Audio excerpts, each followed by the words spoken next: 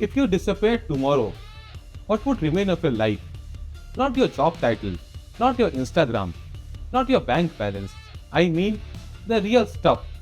What you survived, what you learned, what broke you, what changed you. Most of it will vanish. Few photos will remain, maybe some document, a few messages. But your inner story, your real story, will quietly disappear. And here's the harsh truth, nobody is coming to write it for you. No one is sitting outside your house saying, "Tell me what you have lived. I will preserve it." So, if you don't write your story, it dies with you. Now, I will tell you why I believe this using one powerful example from our tradition. This is an Indian story I keep coming back to. In our tradition, when Bhagwan Vishnu descended as a Ram avatar, his life wasn't treated like a random event that would fade with time. It was meant to be remembered, carried forward, with meaning and structure. And that's where Maharshi Valmiki comes in. Valmiki ji wasn't just someone who writes, he became the one who recorded the divine life as a human story, something people could listen to, learn from, and live by. And then comes the part that always hits me. The story of Ram wasn't spread by strangers. It wasn't marketed by outsiders. It was narrated across the world by his own sons, Love and Kush. Imagine that scene. Two young boys standing in front of kings, scholars, and ordinary people, singing the story of their father not as entertainment, not as gossip, as legacy, as dharma, as meaning. If that isn't storytelling at the highest level, I don't know what is. Now, why am I bringing this up? Because even God's life was written down. Even that journey was recorded with intention. So, it could guide people long after the events had passed. What about us? We are not avatars, we are not kings, we are not saints, but we do have a life. And every life has a story. Not always dramatic, not always movie-like, but human. A story of choices, a story of pressure, a story of relationships, mistakes, learning, falling, standing back up. But most of the time, we don't treat our lives like stories. We treat them like routine. Wake up, work, eat, sleep, repeat.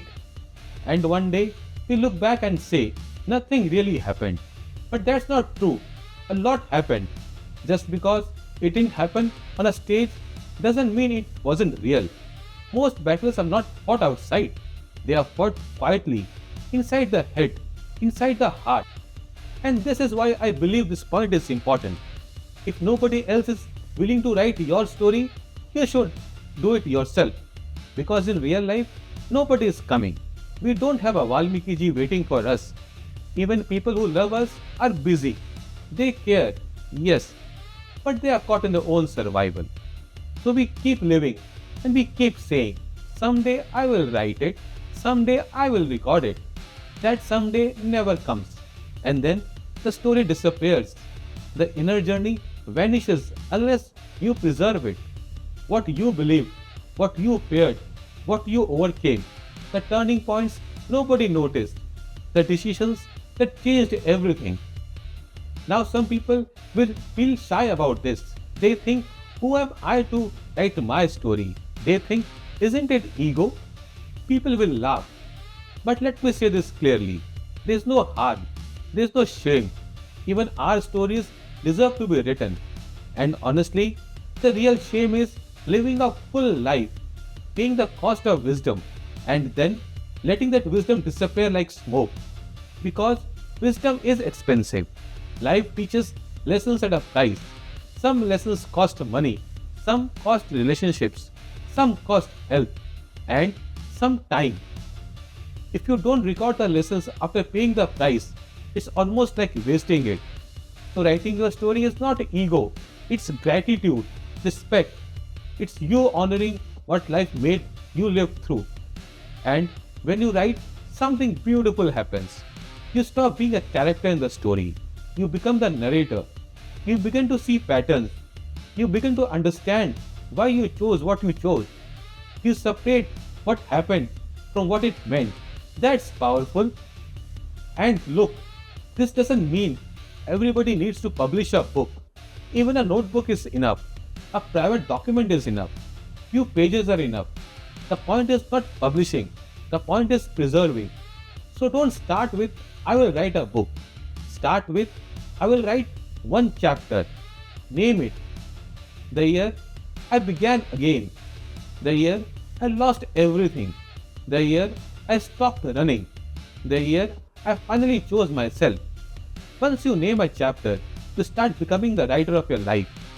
And that's what I'm trying to do too. This video is a reminder to myself. If nobody is coming to write my story, I will do it. Not perfectly, not for approval, but honestly, because I don't want to die with an unwritten book inside me. If you relate to this, comment one word story. And if you want more of this journey, please subscribe and stay connected. Thank you.